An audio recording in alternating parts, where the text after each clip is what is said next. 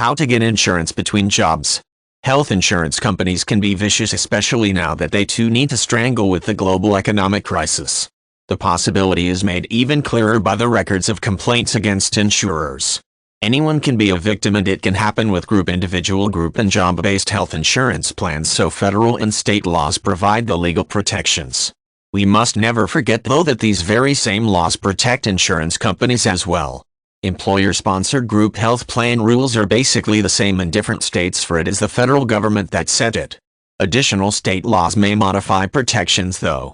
Non-discrimination protection, for instance, says that no employer should base eligibility for group health plan on health status. This also applies to benefits offered but not with offering different coverage.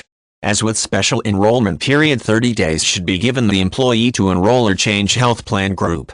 Employers cannot refuse or charge more an individual of a group plan because of pre-existing condition, but can impose temporary exclusion period of not more than 12 months, but do not apply to pregnancy, newborns and genetic information.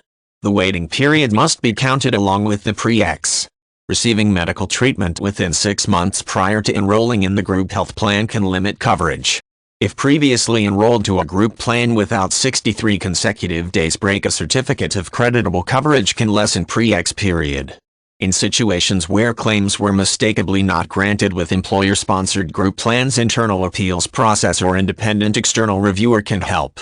On the other hand, disputes with individual health insurance, the agent often gives the aid besides the internal appeals process and independent external reviewer. But because insurance companies pay agents, be wary of any fraudulent acts and keep the state insurance department at hand. Individual health insurance plans greatly vary in different states because they regulate them, making employer-sponsored plans offer more protections. One can be turned down of any plan because of health status or pre-existing condition.